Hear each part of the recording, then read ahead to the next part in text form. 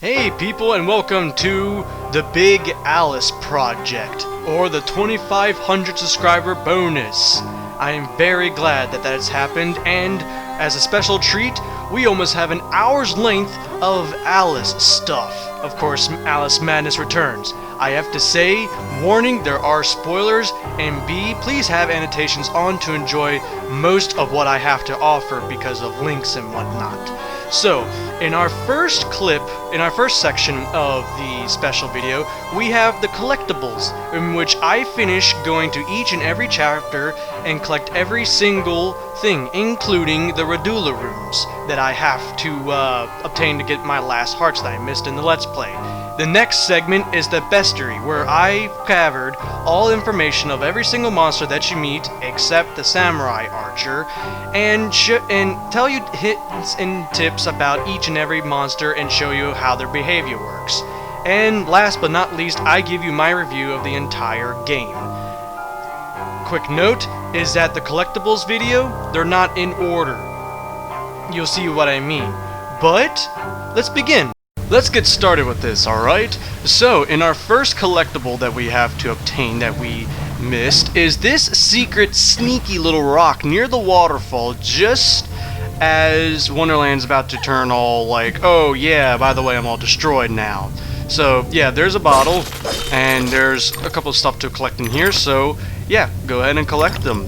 In our next one, we have this little obvious memory, which I don't know why I skipped it, but apparently I did. So, what you have to do is that not only you have to, you know, jump across these platforms and whatever, but make sure you don't take the main path first, which is the left path. And, oh, for some reason I felt angry at these Insidiouses. I do not know why, but it's okay. So, we're gonna go over here on the right path, and this one is a memory of Bombay. If I recall, yeah, it's Bombay. Yeah, go ahead and collect it already. The railway running through Wonderland sounds charming, but inefficient. Noise and smoke, like snips and snails, perhaps.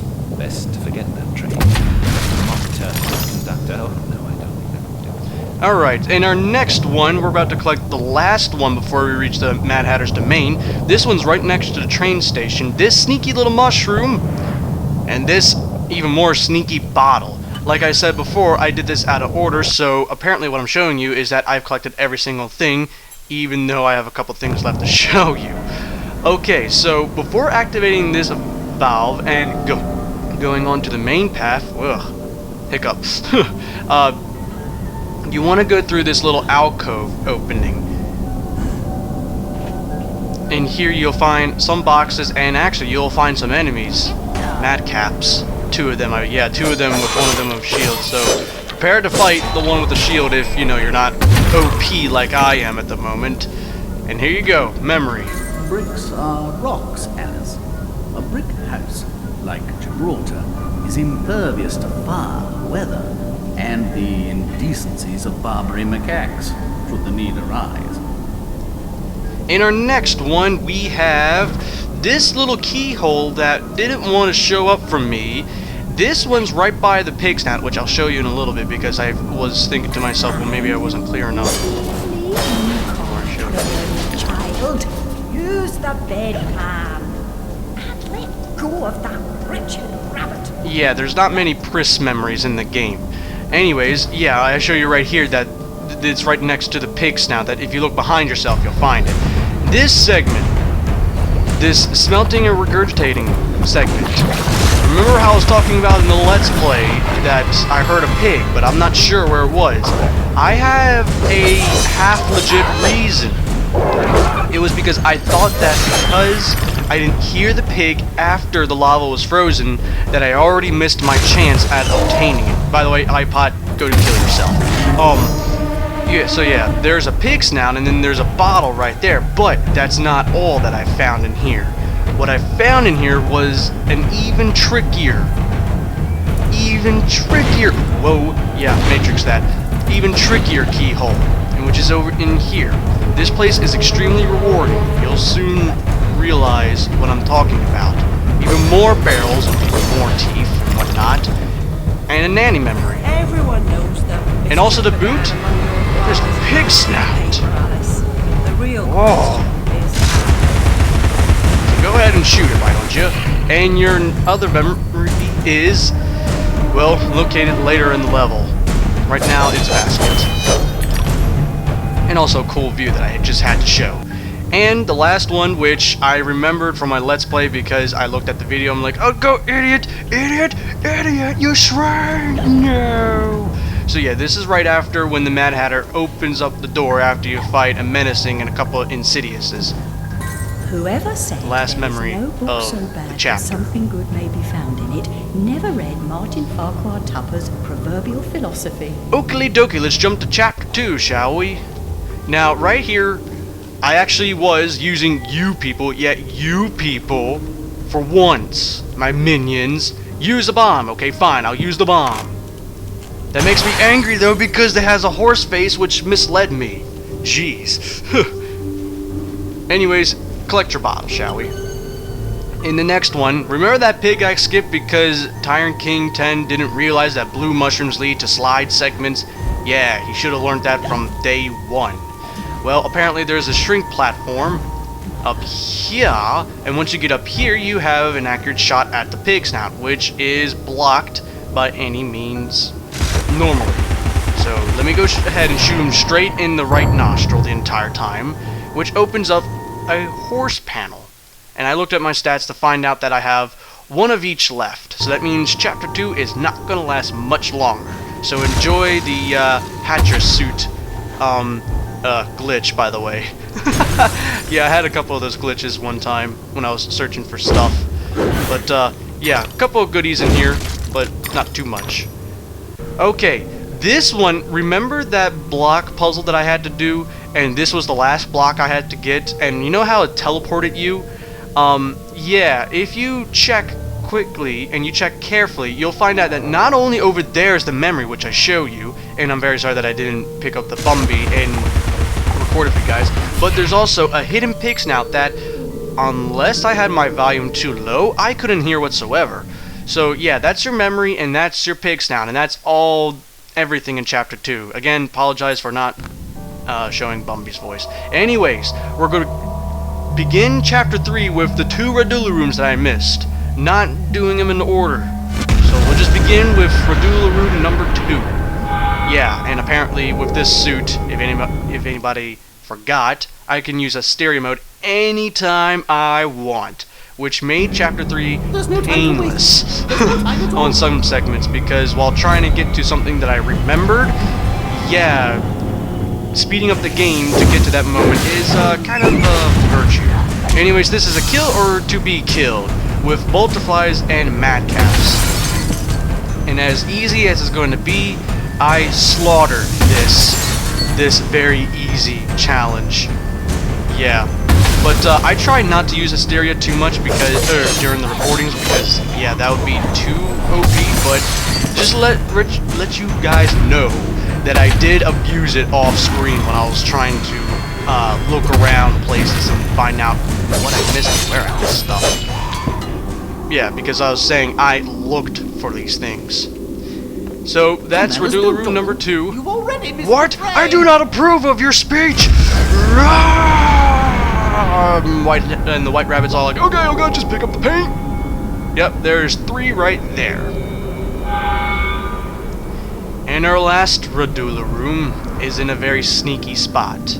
This one, there was a cluster of 3 teeth right here. On the main path behind me was the way to continue down the hive, where you had to shoot a cluster egg spot to go under that wall right there, the cluster egg spot I was talking about. Instead, if you look closely at the 3 teeth cluster, you'll find that keyhole. So make sure you go through this wall before you do anything else. And of course, as I expected to be, that Paper Alice would make its final return in the Radula room. This one, of course, will probably be hard. Of course, as I die, stupidly, right there, because I wanted to check some things out. I do not know why I was doing certain things. Anyways, this segment actually lasts for quite a bit. So, yeah. I'll just let you guys enjoy the last bit of Paper Alice, the last sheer platforming there is, since you can't attack in these segments. But I guess I should go into detail about these parts. I did enjoy. It was breaking the mold at least. Oh god, bullet bill! And for some reason I jumped into the bullet bill for no apparent reason. Yeah, and I shrinked right there, just making sure that that button still worked. Oh yeah, and these vents are very finicky because it seems like they only activate when the projectiles are near. I do not know why, but that's the way they roll, or that's the way they do things. Yeah, and I got killed, and then somehow was still alive, question mark? I don't know how that happened, but it happened. But embarrassing deaths is now over. I hope. I believe. So, we go over here and deal with more of these dropping statues. What I figured from last time was that, remember that one statue that I had a hard time at the one actually main pathway of the Paper Alice? Yeah, that statue at the very end actually raises you up, not lowers you down. And this is the last Radula room, so that means I've earned all my rose paints. So, like I said again before, you might find some videos having plus one rose, and other videos one less rose. Because I don't know how many times I have to say this, I did these out of order. Jeez. Anyways, right before you enter the mysterious East, there's an invisible pig snout right there. Just as about you're about to fight the Colossal, which makes this platform appear, and Shrink Sense platforms are the way to go. Also, just for another hint, look for that giant pocket watch. That is also a good indicator that you shouldn't miss out on this secret. So, yeah, because I was looking at that platform and was like, it's a little strange, and then I shrinked it, and I was like, hey, wait a minute, there's shrink platforms. Yeah, so right after you're done your first slider puzzle in Mysterious East, look to your left and you'll find a hidden keyhole. Pretty dark, and pretty sneaky too, might I add. And you'll find a syringe. She is certainly ill. She imagines odd things, and she has a hero. Couple peaches too. I hate peaches. Being unable to help herself, and a compulsion to make the world right. She's trying to he talks for a the true while. meaning of her life, and she doesn't Talking about hero complex and whatnot. Anyways, just as soon as you're finished with the music segment, look to your right before you enter that doorway, and you'll find a egg nest cluster thing, and you'll find a Liddell memory. Music soothes the savage in us, Alice. Practice. The piano's for more than holding down the carpet. Now, for some reason, my last one, I was looking for this the entire time, and then when I came to this one, I saw that this memory was glowing. For some reason, this memory did not want to save when I entered that Radula room last time. This is annoying! So apparently my last memory is something I already got in the actual Let's Play video, but it didn't count for some reason. I guess I closed the game? That's my only explanation. That's probably what happened too. But there we go. I'm completely finished. And wow, that actually is in order somewhat.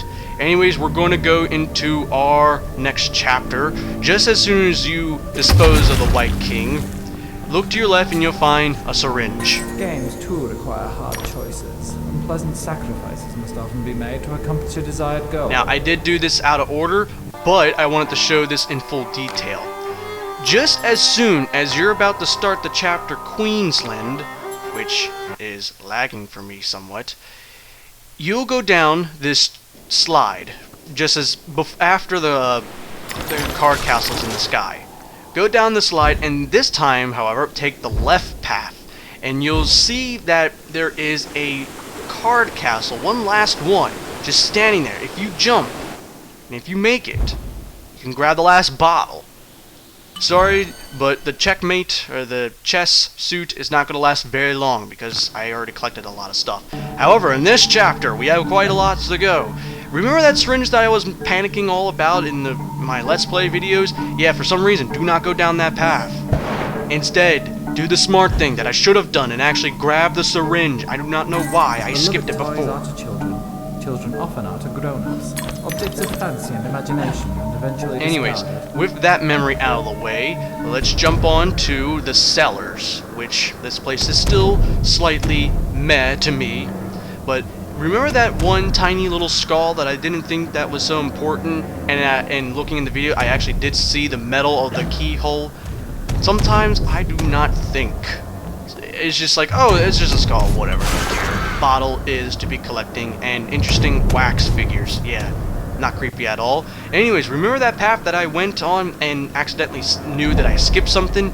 Yeah, between the weight platforms, you'll find a Liddell memory. Undergraduates waiting for a word from Papa.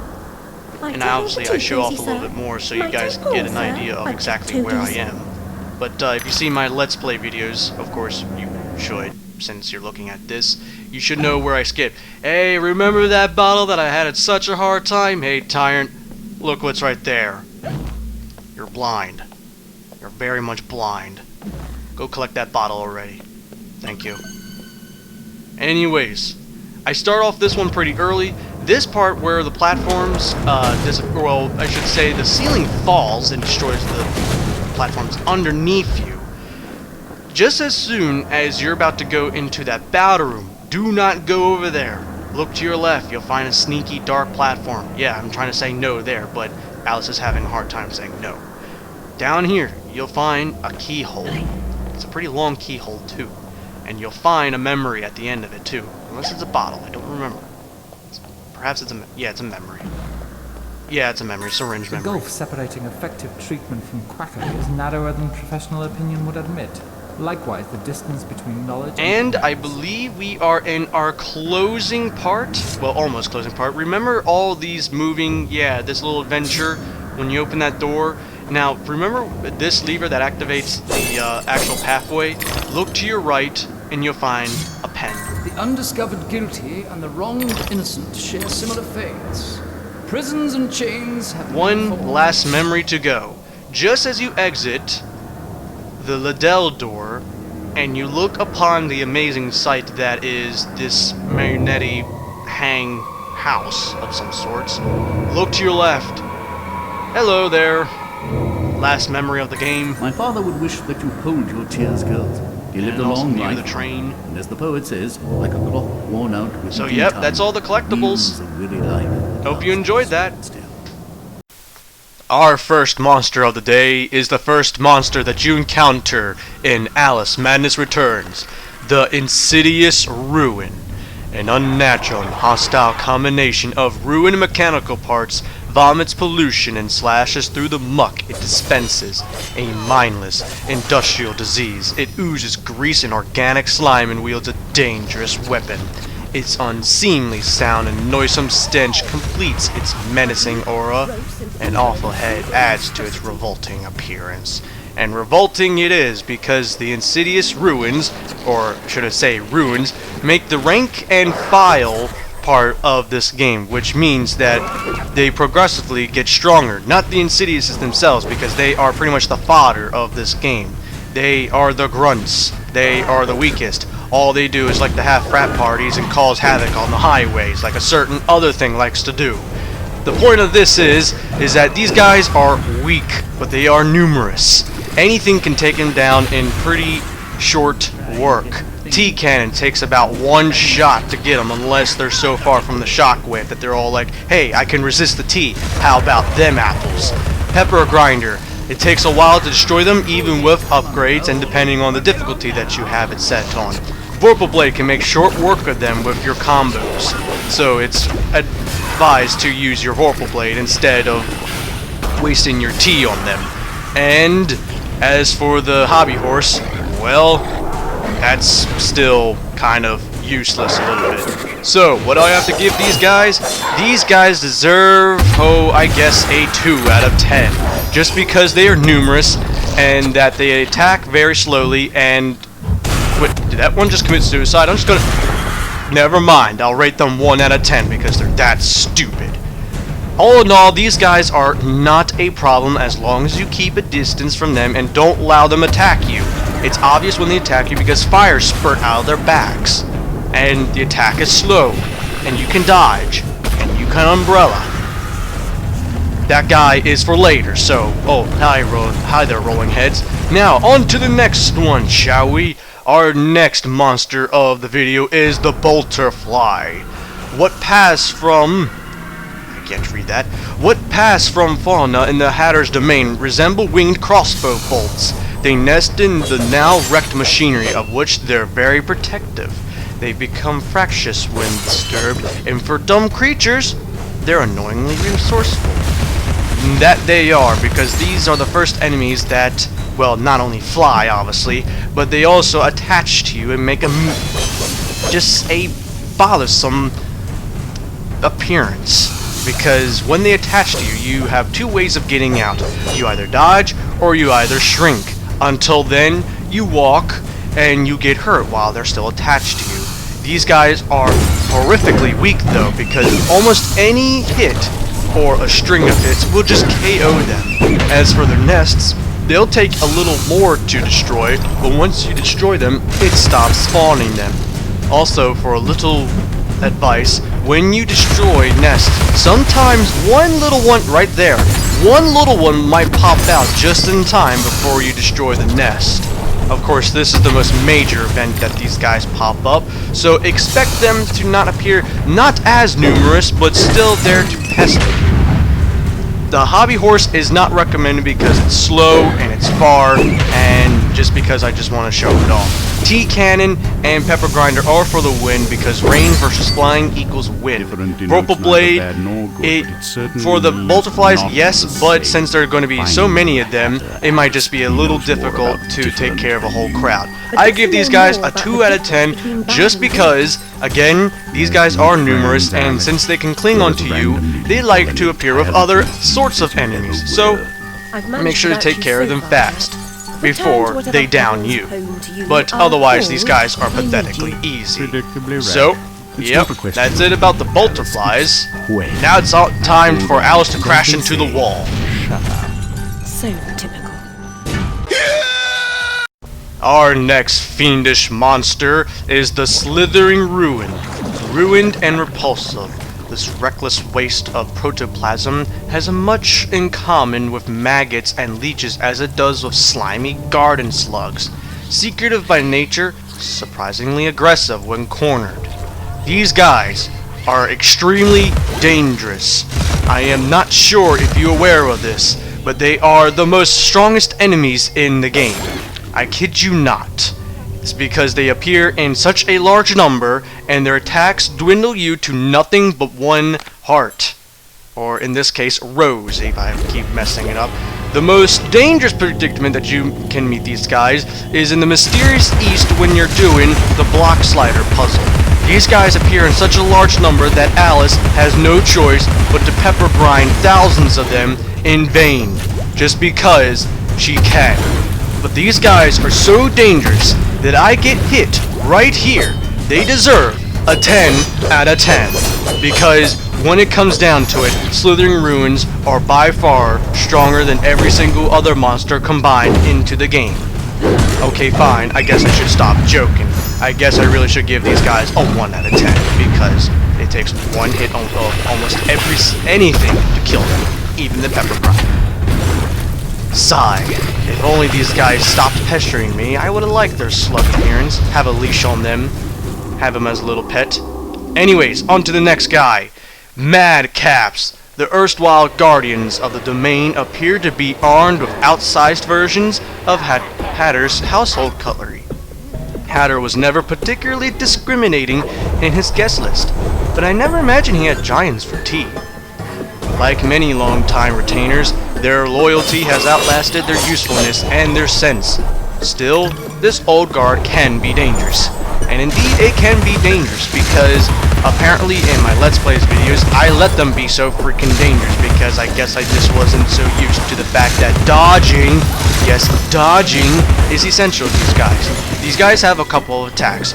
One attack is that they twirl and do a area, well, not so much of an area of effect because they're doing it not outside from themselves, but they can still twirl around you and still hit you. Then they have a super rush, and then they have an attack that makes them I guess, get stuck into the ground. I think that's only with the shield guys. Yeah, there's an upgrade to these guys. Instead of just wielding giant spoons or giant forks, there's a version of these guys that also have a teapot lid. Or at least a sugar lid. Whatever you want to call it.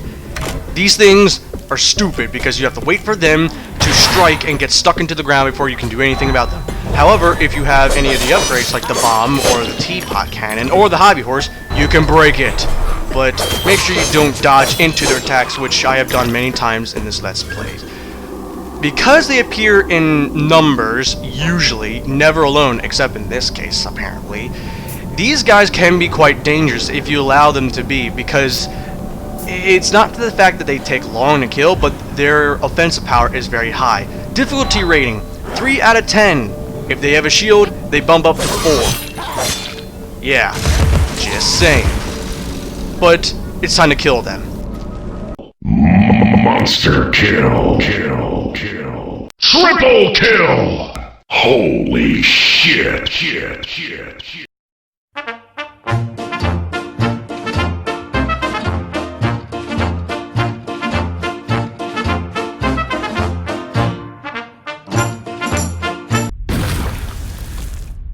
Our next monster of the day might be my favorite creature in the entire game, the iPot. And yes, not the iPod. Thank you very much, Mr. Pitcher. iPot. These ornately crafted beasts, once the pride of the Hatter's table, seem destined for scrap. Understandably, they're shirty, unsociable, bloody angry, and dangerous. Because the eye is obviously vulnerable, they fire scolding projectiles afar. But they're not cowards. And not cowards they are, because their melee attacks are perhaps much stronger than their ranged attacks. But it is that because of this reason is that this enemy is particularly tough, because the eye is the only vulnerable spot, meaning in the beginning of the game you have to use your pepper grinder, understandably, to stun it just enough for it to become dazed where you can use your Vocal Blade to actually do some damage, because the pepper grinder won't last for very long. However, the thing with these guys is that if you hit the pot side, just like that, if you hit the pot side even while it's stunned, it gets back up and starts attacking you. It's because these guys deserve a 4 out of 10, because A, their melee attacks hurt so much, they actually range, which still hurts, but encountering them with more enemies can be very pestering some, and that they're pretty tough to kill. So yeah. Anyways, our next behemoth is one of my most disliked enemies in the entire Let's Play. Menacing Ruin, and apparently it's called Malicious by me like 100 times. A more perilous version of the insidious Ruin. Every vile and depraved feature of the former has evolved to become more loathsome, foul, and hazardous than the latter. Who could have imagined it? I don't know, but whoever the jerk was needs to find a freaking book and find that this guy is just obnoxious, because this guy has plenty of attacks up his arsenal. Yes, I just went there. He has a rush attack, which is like that, of course. He has a fist to the ground, which not only can the fist hurt you, but the shockwave afterwards. So that means you have to dodge either to the side or keep backpedaling. This rush thing can be dodged by a simple dodge to the left or right. Of course, I showed an example again, is the shockwave you need to keep dodging back. The key thing with this guy is the item that you get right before you meet them, the umbrella. Because otherwise you won't be able to break his arms, and teapot canning him, or hobby horse hobby horse canning him, because hobby horse is a cannon, obviously. But no, other than using the umbrella, the other methods stated before are not advised, because he'll put back up his arms and you only get like 1 or perhaps 2 attacks in before he retaliates. The fireball destroys the arms, which allows you to use the Vorpal Blade and any other weapon that you desire, except the pepper grinder, because the pepper grinder, they actually absorb in their only arm, I should say. I almost said strong arm, because they have, well, fine, their strong arm. Shut up.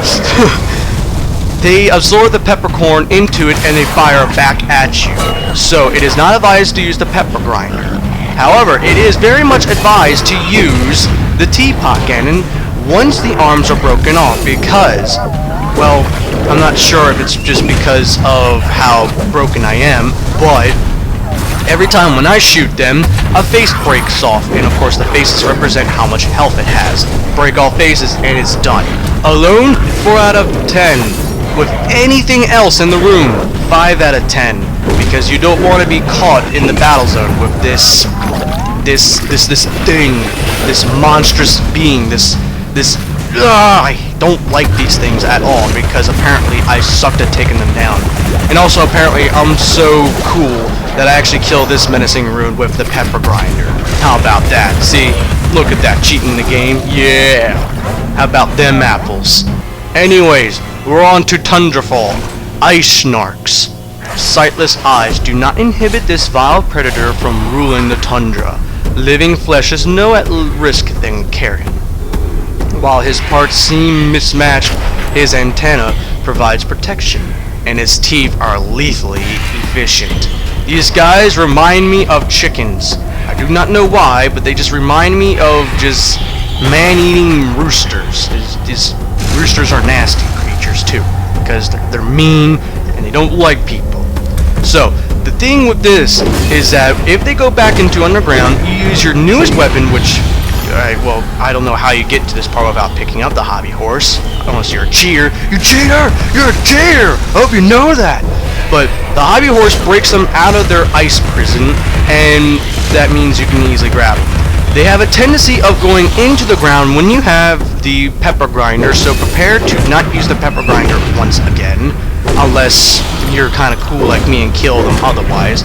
Vorpal Blade, if you're fast enough, you can actually kill them without them going back into the ground, and Teapot Cannon is also a very nice way to take them down. So, rating 3 out of 10. These guys are really not of a problem. They only have like a few attacks, that rush attack which is predictable, and even with together, they're still pretty manageable. But we're now onto something that's a little less manageable. The Drifting Ruin. Another arrow in this abomination's bulging quiver of mayhem. It moves faster, it's bigger, and it can fly! What's next? Impregnability? Immortality? Who dreamed this up? Now, the thing with these guys is that they fly around and act like giant jellyfishes that are jerks. Now, as you saw, that's the longest period that they stay down once you shoot them out of the sky. That should be enough time for you to kill them.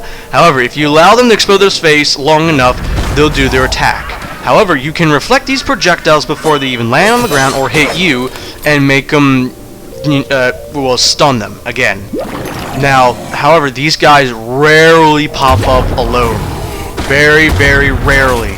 That is why that these guys are such a pesky problem, because they will love to do other things than just to fly around alone and do everything solo. So, these guys deserve a 3 out of 10, because once the projectile hits the ground, it also makes a dangerous hazard that stays there for quite a while.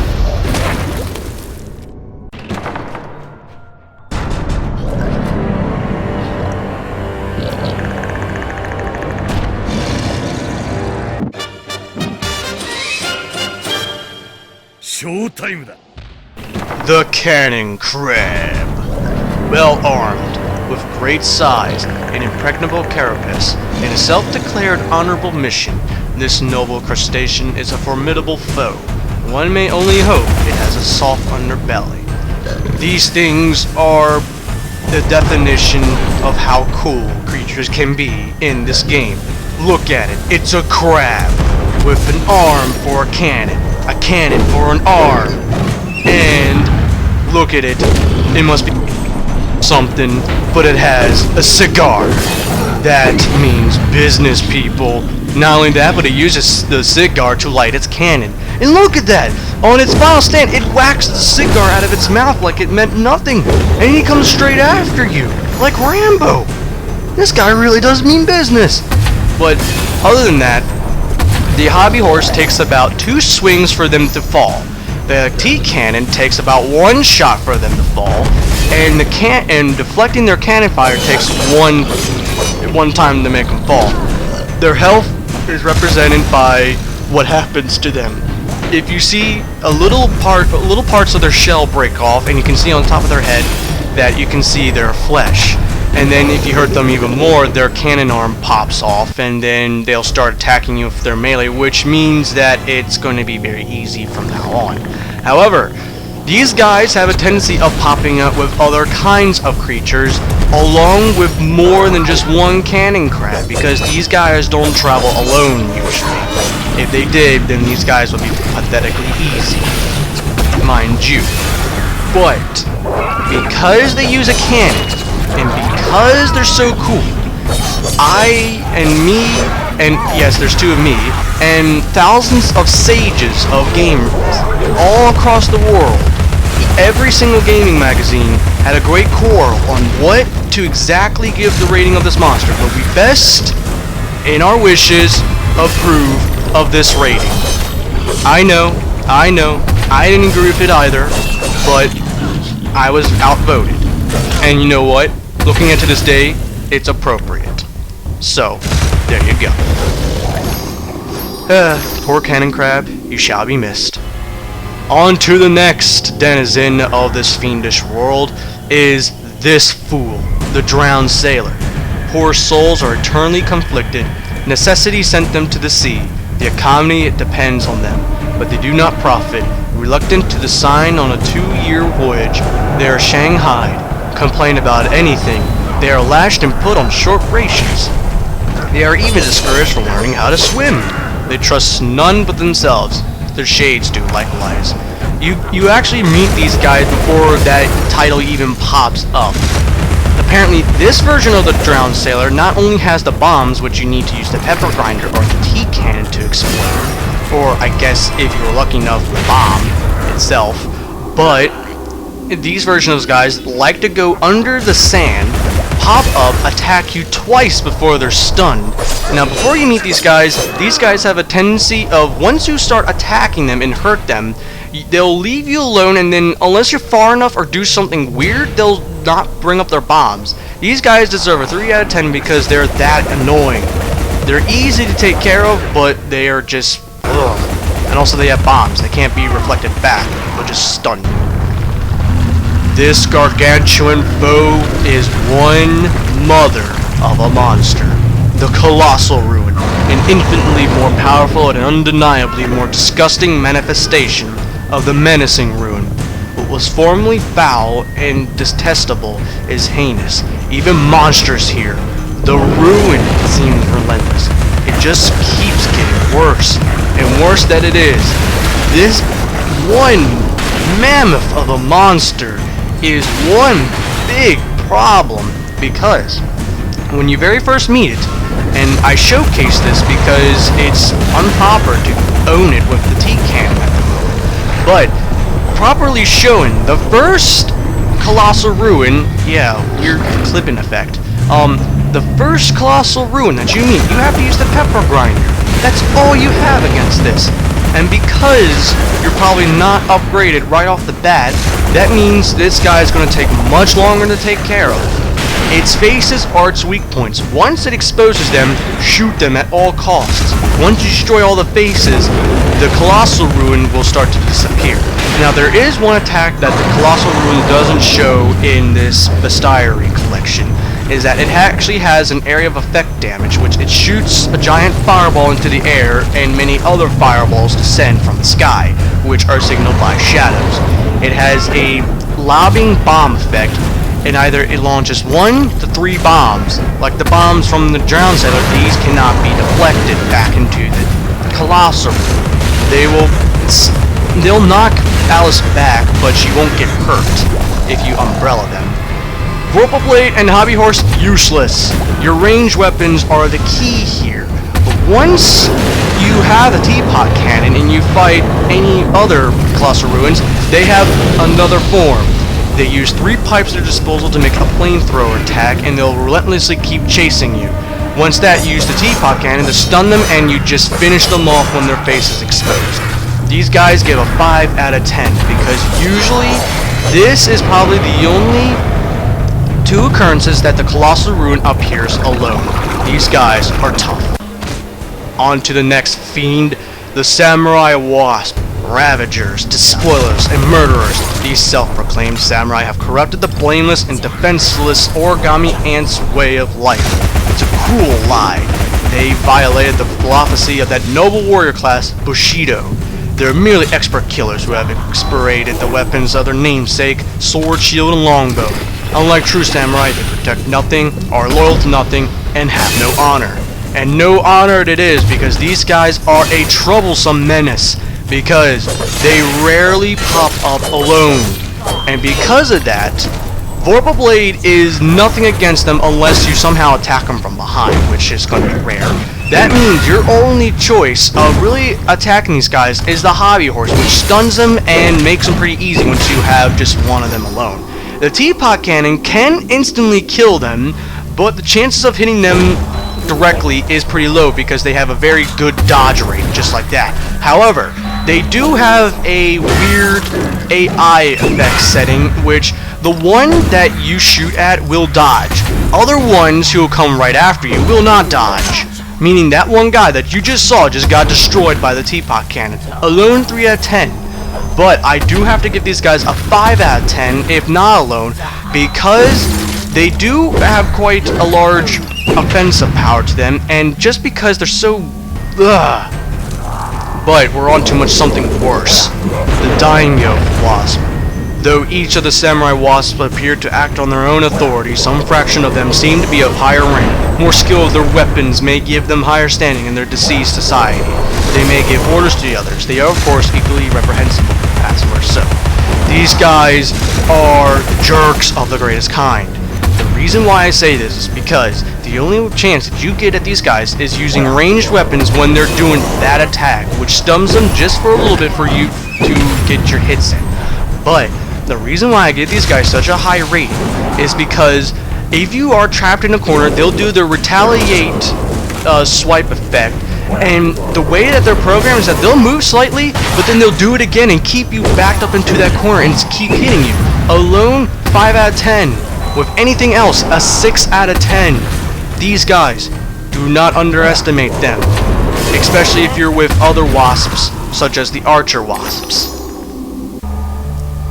These little dogs, these things, the samurai ink wasp, while not terribly clever, strong, or dangerous, there are seemingly endless supply of soldiers available to support the samurai's mayhem. They remind me of the grubs. They're unpleasantly alike.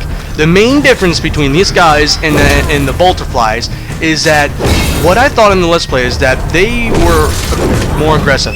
I should take that back. They're more defensive because, for one, their nests cannot be destroyed other than heavy attacks, such as the Hobby Horse or the Teapot Cannon. Number 2, these guys have an uncanny ability to dodge your melee attacks. And because the Teapot Cannon grenade is slow, and, you know, because of that fact that it's slow, your best bet is just to take them apart with the pepper grinder. That, and they keep staying away from you just like that until they're ready to attack you. These guys rarely pop up alone, and they will pop up with any other creature that may be in the room. So these guys deserve, again, a 2 out of 10. These guys are not really that difficult. Same strategy with Bolterflies, except that this time you'll probably have to be taking care of them with the pepper grinder. Our next malicious creature of the sick, depraved world is the Card Guard. Without weapons, the Queen's reckless guards aren't much more than fodder in a fight. They are never really good with their hands, but their current bout of clawing demands caution. There's so many of them, and they're eager to give up their lives. Even dead, their corpora delicta and remnants can cause a problem. These guys are numerous, and numerous. So these guys deserve some kind of attention, because once they're knocked down, in a few seconds they'll get back up. But that does not mean that their health resets. The reason why I'm taking out these guys so well is because the current suit that I have on, and of course the other upgrades. But otherwise, these guys will take a good while to actually take apart. But because these guys aren't really all that smart, it'll probably 1 or 2 of them will attack you at the time. And mostly they'll do the strategy of while you're attacking the partner, someone from behind you or the side will start to attack you. I don't think there's any noticeable differences between the color or the type of cardmen that you fight, but it's because they appear in high number, and they usually pop up with another creature that might be showing up in this Bestiary, cough cough. They get a 3 out of 10. The teapot cannon works wonders against these guys. Hobby horse, not so much. Everything else, it gives you a thumbs up. This looming Reaper, the armored card guard, the wicked staff they carry makes them dangerous, ponderous. Still, where their weapon hit its target, they won't need the speed to deliver the coup de grace. Anyways, these guys pose a problem. Only a minor one though, because when you knock them back, they'll expose the heart on their back, and that gives you an easier time to attack them.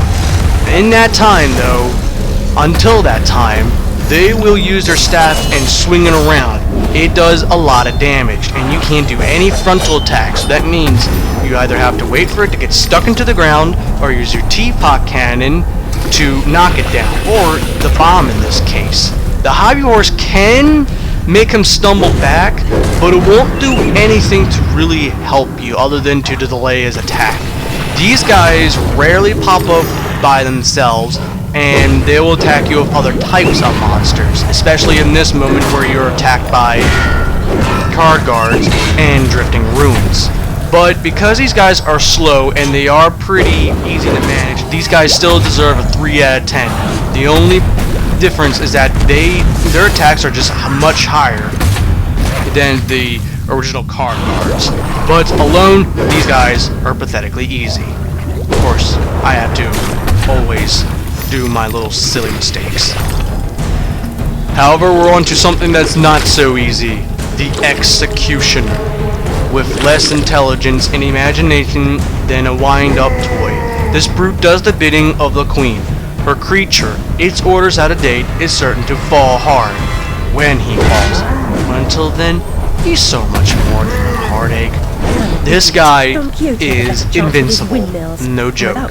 This guy is perhaps one of those, it's just a giant hazard in the entire Queensland chapter.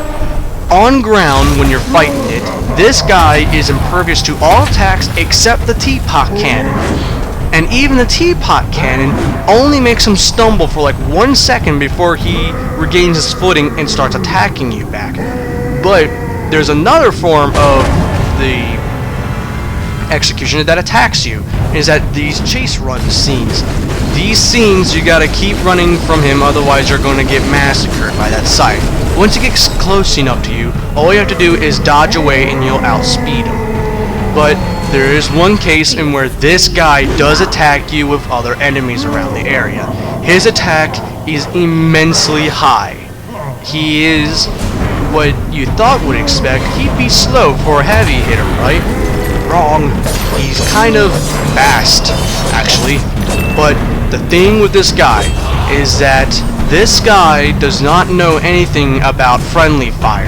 Well, actually, he knows everything about friendly fire. Because in this battle scene, this guy will murder everything on screen. Slam! Kill the armored guard and the card guard. Yeah, you can abuse this feature to get out of this room fairly fast. This guy deserves a 5 out of 10 because his attack rating is very high. He is pretty fast, and there's nothing you can do to take care of him until near the end of the chapter.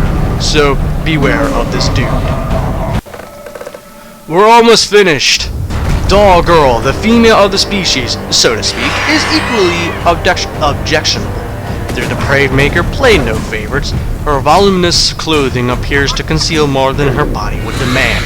The Doll Girl is a sick, depraved version of what would have been a child's toy.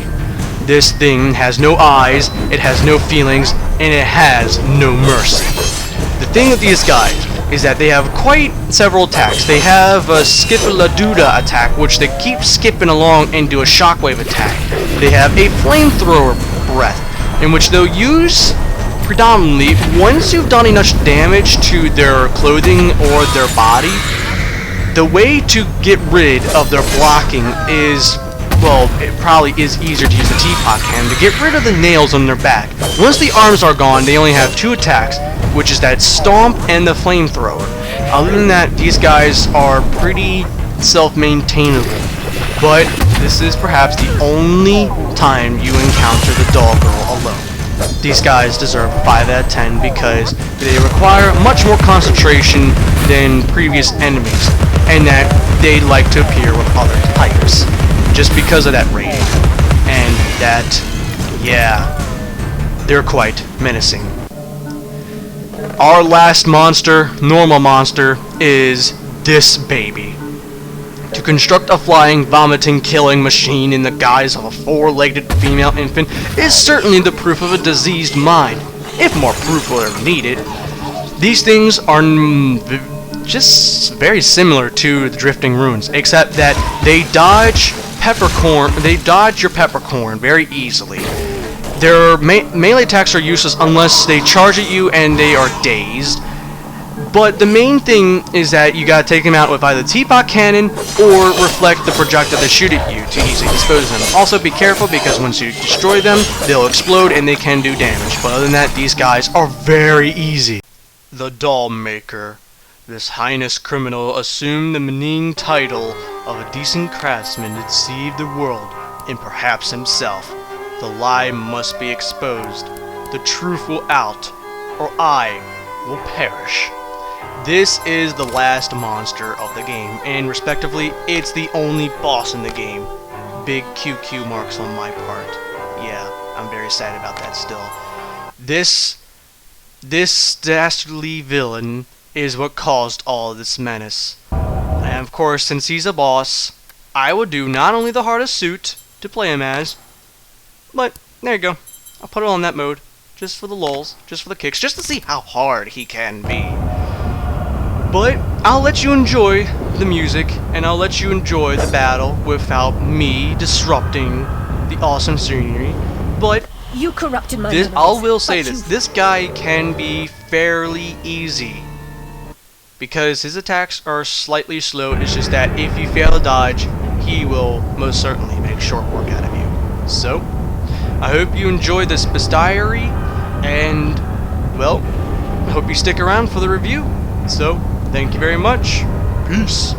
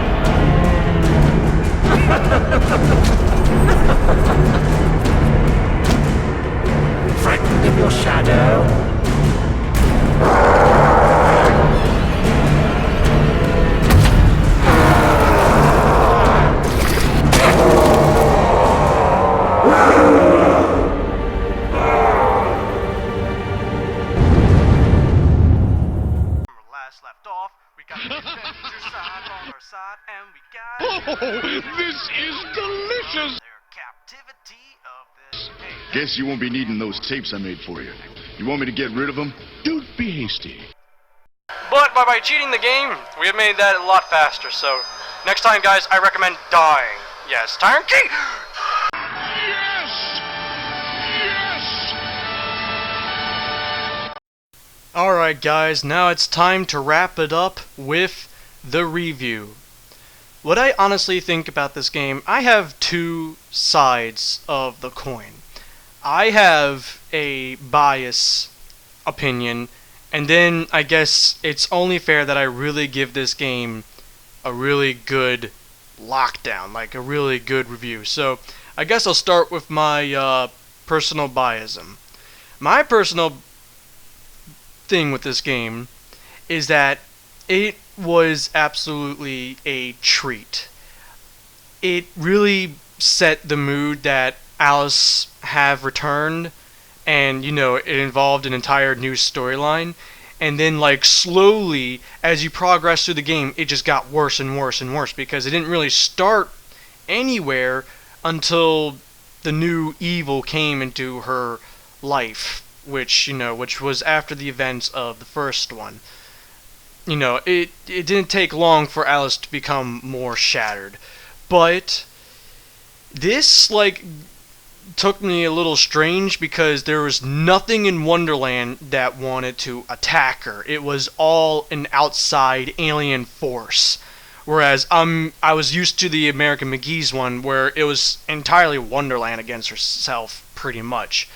One thing I have to say that was bad is, hey, let's go, let's figure out if the Jabberwock is a boss in this.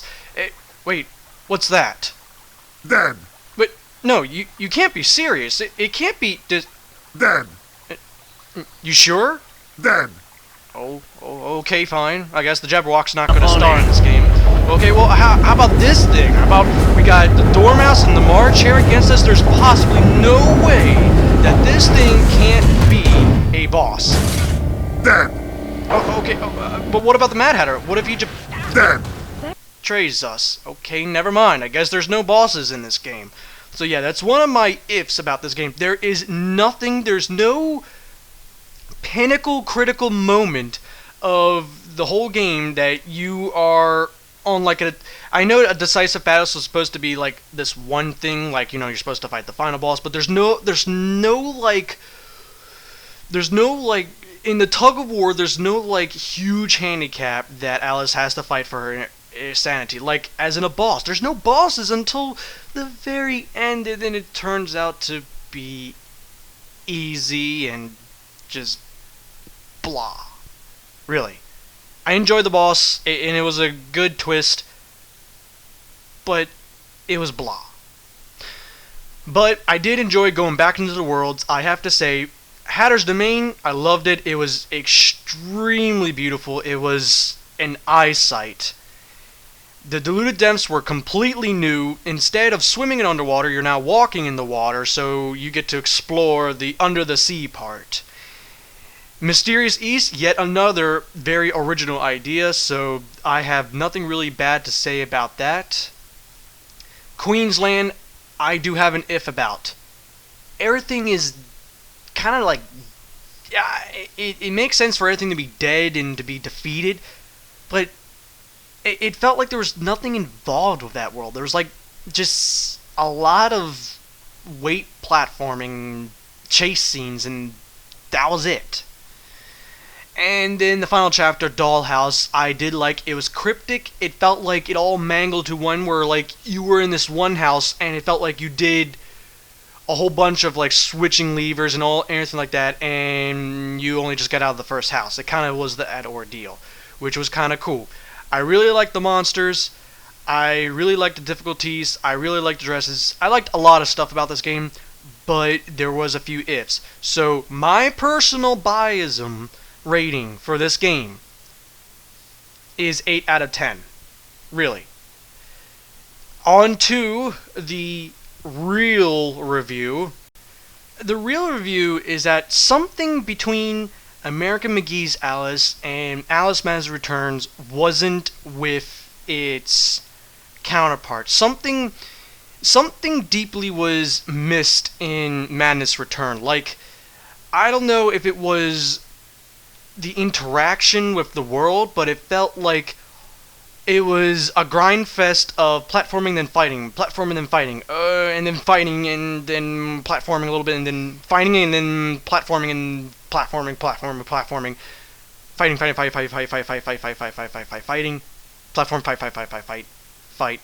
fight, platform, fight.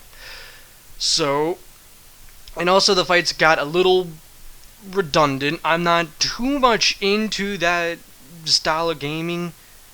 I am when there's a lot of diversity, but you get 2 melees and 2 ranges compared to... I'm not saying American McGee's had a bazillion weapons, but those weapons, there was a lot more choice there. You know, I'm actually glad that they got rid of the magic bar system. That was great. You know, I didn't have to really... my survival was onto that bar. But now it felt like I actually had freedom, but it was either this enemy was immune to an attack and you had to use another weapon, or you just had to dodge and then attack, dodge, and attack. So it was slightly repetitive. And also the controls were a little... I don't really have the macros planned out on my keyboard, but I just did everything naturally as it laid out. It was kind of iffy to, like, you know, always constantly have to, like, push the C or the E or, you know, stuff like that. But it's probably much easier on the controller. I don't know. It was a great concept. It was a great idea, but, like, that magic feeling from Wonderland was missed. And also, I do say, I absolutely hate when games are rushed. I know, it happens, but it kills me inside that this game could have been so much more, and probably so much more polished, and so much more of something, and it didn't happen. That part was what got me. So, my real review for this game is that I want to do it justice. The graphics are terrific, but I'm not about the graphics. I am not about the storyline either. It was a brand new storyline, so I guess people can get a kick out of that. Everything else turned out to be mediocre to good. So I'll give the real rating of Alice Madness Returns a 7 out of 10. So, thank you very much. I really hope that you enjoyed the special, and I'll see you in the future videos. Peace, see you the next time.